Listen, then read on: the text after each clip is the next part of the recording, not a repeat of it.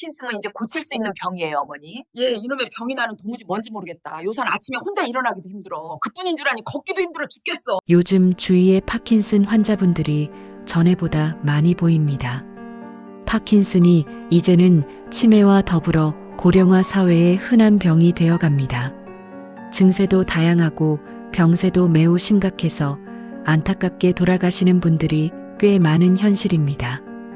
파킨슨은 현대에 와서 알려지고 있기 때문에 시니어분들이 이 병에 대한 지식과 대처 능력이 부족한 것이 그 심각성을 더하고 있습니다. 여러분, 파킨슨은 서서히 기능을 빼앗는 병입니다. 처음에는 작은 떨림일 수 있습니다. 그러나 시간이 지나면 보폭이 줄고 팔의 흔들림이 사라지고 목소리가 작아지고 표정이 굳어갑니다. 많은 분들이 이 변화를 어쩔 수 없는 진행이라고 받아들입니다. 하지만 정말 그럴까요? 일부에서 우리는 시간을 벌 수 있다는 사실을 확인했습니다. 조기 진단이 가능해졌고 진행 속도를 늦출 전략도 존재한다는 것을 말씀드렸습니다. 그렇다면 이제 질문은 바뀌어야 합니다. 완치가 오기 전까지 우리는 무엇을 지켜야 하는가? 그리고 빼앗긴 기능은 정말 다시 돌아올 수 없는가? 파킨슨의 가장 무서운 점은 병 자체보다 기능의 소실입니다. 걷는 기능, 손을 쓰는 기능, 말하는 기능, 각하는 기능. 이 기능이 줄어드는 순간 삶의 반경이 좁아집니다. 그러나 중요한 사실이 하나 있습니다. 기능은 병과 별개로 훈련과 자극에 반응한다는 점입니다. 신경세포가 줄어들더라도 남아있는 회로는 강화될 수 있습니다. 뇌는 생각보다 유연합니다. 그리고 지금 전 세계에서는 단순히 병의 진행을 늦추는 단계를 넘어 손상된 신경회로를 복원하려는 시도가 본격적으로 시작되고 있습니다. 줄기세포 치료, 유전자 전달 치료, 질병 수정 치료. 이 단어들이 더 이상 먼 미래의 이야기가 아닙니다. 하지만 여기서 냉정해야 합니다. 재생은 시작됐지만 완전한 복원은 아직 진행 중입니다. 희망은 커졌지만 과장은 금물입니다. 이번 2부에서는 세 가지를 집중적으로 다루겠습니다. 첫째, 지금 당장 기능을 지키는 방법. 둘째, 재생치료는 어디까지 와 있는가. 셋째, 완치라는 단어를 과연 어디까지 말할 수 있는가. 파킨슨은 더 이상 기다리는 병이 아닙니다. 전략의 병입니다. 지금부터 기능을 지키는 이야기를 시작하겠습니다. 첫째, 기능 유지 전략을 시작하겠습니다. 여러분, 파킨슨병에서 가장 먼저 무너지는 것은 세포가 아니라 기능입니다. 세포의 변화는 눈에 보이지 않지만 기능의 변화는 바로 일상에서 드러납니다. 걸음이 짧아지고 손동작이 느려지고 목소리가 작아집니다. 그리고 어느 순간 예전 같지 않다는 말을 듣게 됩니다. 하지만 기억하십시오.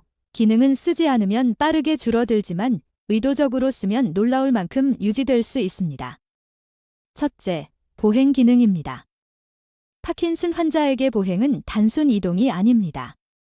뇌의 리듬 회로와 균형 회로가 동시에 작동하는 복합 운동입니다. 보폭이 줄어드는 순간 뇌는 안전 모드로 들어갑니다. 그래서 일부러 크게 걷는 훈련이 필요합니다. 발을 끌지 말고 무릎을 조금 더 들어 올리고 팔을 과장되게 흔드십시오. 리듬이 중요합니다. 음악을 틀고 걷는 이유는 외부 리듬이 뇌의 멈춘 회로를 다시 움직이게 하기 때문입니다. 둘째, 미세 운동입니다. 단추를 채우는 동작, 젓가락질, 글씨 쓰기. 이 동작을 포기하는 순간 손 기능은 더 빠르게 줄어듭니다. 매일 5분이라도 손가락을 일부러 빠르게 움직이는 연습을 하십시오. 동전 집기, 손가락 두드리기, 작은 공 쥐었다 펴기. 단순해 보여도 이 반복 자극이 회로를 살립니다. 셋째, 발성 기능입니다. 파킨슨 환자 대부분은 목소리가 점점 작아집니다. 문제는 본인은 크게 말한다고 느낀다는 점입니다. 그래서 일부러 과장되게 크게 말하는 연습이 필요합니다. 신문을 소리내어 읽으십시오. 노래를 부르십시오. 목소리를 쓰는 훈련은 단순 발성 연습이 아니라 뇌호흡 근육 연결 훈련입니다. 넷째, 인지 기능입니다. 이중 과제 훈련을 해보십시오. 거두면서 숫자를 거꾸로 세기. 간단한 계산을 하며 보행하기. 이 훈련은 전두엽과 운동회로를 동시에 자극합니다. 파킨슨은 운동질환이지만 인지 기능도 함께 영향을 받습니다. 따라서 사회적 활동과 대화는 약과 같습니다. 여기서 중요한 문장을 하나 드리겠습니다. 기능은 병이 줄어들기를 기다리지 않습니다. 기능은 자극을 기다립니다. 많은 분들이 세포가 줄어드는데 무슨 소용이냐고 묻습니다. 그러나 뇌는 남아있는 회로를 강화하는 능력이 있습니다. 이를 신경가소성이라고 합니다. 신경가소성은 나이가 들어도 작동합니다. 조건은 하나입니다. 반복 자극. 그리고 절대 빼놓을 수 없는 것이 낙상 예방입니다. 한 번의 낙상은 두려움을 만들고, 두려움은 움직임을 줄이고, 움직임 감소는 기능 저하로 이어집니다. 균형 훈련은 선택이 아니라 필수입니다. 한 발 서기, 옆으로 걷기, 뒤로 걷기. 벽을 잡고 시작해도 좋습니다. 중요한 것은 매일 하는 것입니다. 여러분, 완치가 오기 전까지 우리가 지켜야 할 것은 세포가 아니라 기능입니다. 기능이 남아있다면 삶은 유지됩니다. 이제 다음 질문으로 넘어가겠습니다. 그렇다면 손상된 신경회로를 되돌리는 치료는 어디까지 와 있을까요? 재생치료의 현실을 냉정하게 살펴보겠습니다. 둘째, 재생치료 현실 분석을 시작하겠습니다. 여러분, 재생이라는 단어는 희망을 줍니다. 망가진 세포를 다시 살린다. 사라진 기능을 되찾는다. 듣기만 해도 가슴이 뜁니다. 하지만 저는 오늘 냉정하게 말씀드리겠습니다. 재생은 시작됐습니다. 그러나 완전한 복원은 아직 진행 중입니다. 먼저 줄기세포 치료입니다. 현재 전 세계에서 가장 주목받는 접근입니다. 원리는 비교적 단순합니다. 도파민을 만들어내는 신경세포를 새로 만들어 뇌에 이식하는 방식입니다. 쉽게 말하면 고장난 도파민 공장을 다시 세우는 전략입니다. 일부 임상시험에서는 운동 기능 점수 개선, 보행 동결 감소 같은 긍정적 결과가 보고되었습니다. 이것은 매우 중요한 신호입니다. 왜냐하면 증상 완화가 아니라 기능 회복이 관찰되었기 때문입니다. 그러나 여기서 반드시 구분해야 할 점이 있습니다. 줄기세포 치료는 병의 모든 원인을 제거하는 치료가 아닙니다. 도파민 회로를 보완하거나 복원하는 접근입니다. 파킨슨은 도파민만의 병이 아니라 다양한 신경 네트워크 변화가 함께 일어나는 질환입니다. 그래서 완전한 역전이라고 말하기에는 아직 이릅니다. 두 번째는 유전자 전달 치료입니다. 특정 신경영양 인자를 전달해 남아있는 세포를 보호하고 기능을 강화하는 전략입니다. 이 접근은 새 세포를 넣는 것이 아니라 이 남은 세포를 최대한 살리는 것입니다. 병의 속도를 늦추는데 초점이 맞춰져 있습니다. 세 번째는 질병 수정 치료입니다. 파킨슨의 원인으로 지목되는 단백질 축적을 줄이려는 항체 치료가 연구되고 있습니다.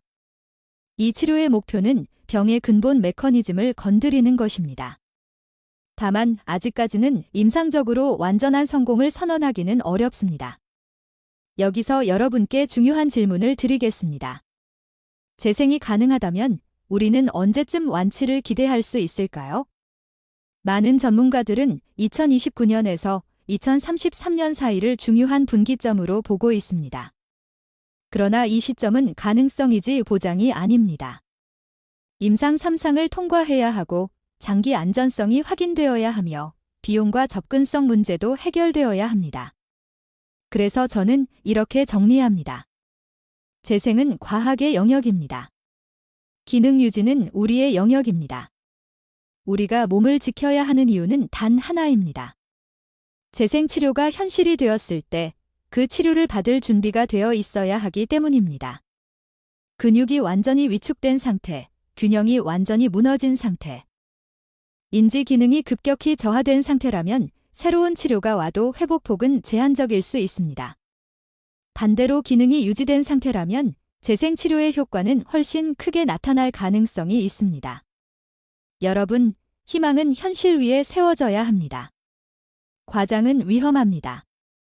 그러나 비관도 필요 없습니다. 이제 마지막 질문으로 넘어가겠습니다. 완치라는 단어를 우리는 어디까지 말할 수 있을까요? 셋째 완치 가능성, 어디까지 왔는가를 시작하겠습니다. 여러분, 이제 가장 조심스럽지만 가장 궁금한 질문을 드리겠습니다. 파킨슨은 완치될 수 있을까요? 우리는 먼저 관치의 정의부터 분명히 해야 합니다. 증상이 완전히 사라지는 것일까요? 병의 진행이 멈추는 것일까요? 아니면 손상된 신경세포가 완전히 복원되는 것일까요? 지금의 과학은 이 세 가지를 동시에 달성했다고 말하기에는 아직 이릅니다. 그러나 분명한 변화는 있습니다. 첫째, 기능 회복의 가능성이 관찰되기 시작했다는 점입니다. 과거에는 약을 끊으면 다시 악화되는 것이 전부였습니다. 지금은 일부 치료에서 개선된 기능이 일정 기간 유지되는 현상이 보고되고 있습니다. 이것은 단순한 증상 조절과는 다른 신호입니다. 둘째, 병의 속도를 늦추는 전략이 점점 정교해지고 있다는 점입니다. 조기 진단 기술, 운동을 통한 신경가소성 강화, 유전자 전달 치료, 질병 수정 치료. 이 모든 것은 병을 단순히 따라가는 것이 아니라 병을 앞질러 가려는 시도입니다. 셋째, 연구 방향이 관리에서 복원으로 이동하고 있다는 점입니다. 줄기세포 치료가 대표적입니다. 도파민 공장을 다시 세우려는 시도는 과거에는 상상에 가까웠습니다. 지금은 임상 3상 단계까지 올라와 있습니다. 이것은 단순한 희망이 아니라 데이터 위에 세워진 가능성입니다. 그러나 냉정하게 말씀드리겠습니다. 완치는 아직 선언된 적이 없습니다. 그리고 과학은 선언보다 검증을 중요하게 여깁니다. 그래서 저는 이렇게 정리합니다. 완치는 이미 도착한 미래가 아니라 가까워지고 있는 미래입니다. 많은 전문가들이 2029년에서 2033년 사이를 중요한 전환점으로 예상합니다. 그 시점에 어떤 치료가 승인되고 어떤 치료가 표준이 될지는 아직 모릅니다. 하지만 한 가지는 분명합니다. 10년 전과 지금은 완전히 다릅니다. 그리고 10년 후는 지금과 또 다를 것입니다. 이 변화 속에서 가장 중요한 것은 무엇일까요? 기다리는 태도가 아닙니다. 준비하는 태도입니다. 1부에서 우리는 시간을 벌자는 이야기를 했습니다. 2부에서는 기능을 지키자는 이야기를 했습니다. 이제 마지막으로 남는 메시지는 이것입니다. 파킨슨은 더 이상 절망의 병이 아닙니다. 전략의 병입니다. 조기 진단으로 시간을 확보하고 기능 유지로 삶의 반경을 지키고 재생치료의 문이 열릴 때까지 몸을 준비하는 것, 그 준비가 되어 있는 사람에게 미래 치료는 기회가 됩니다. 여러분, 완치는 오늘 선언할 수 없습니다. 그러나 방향은 분명히 그쪽을 향하고 있습니다. 이 여정은 끝이 아니라 과정입니다. 그리고 그 과정 속에서 우리는 충분히 할 수 있는 일이 있습니다. 오늘 이 영상을 끝까지 지켜봐 주신 여러분께 감사드리며 저는 여러분의 건강지킴이 큐레이터 윤예수였습니다. 이 영상이 여러분의 건강 전략에 도움이 되셨다면 구독과 알림 설정으로 함께 해주십시오. 좋아요는 더 많은 분들께 이 정보가 전달되는 힘이 됩니다. 여러분의 시간이 곧 전략입니다. 파킨슨 생존 전략 가이드, 여기서 마칩니다.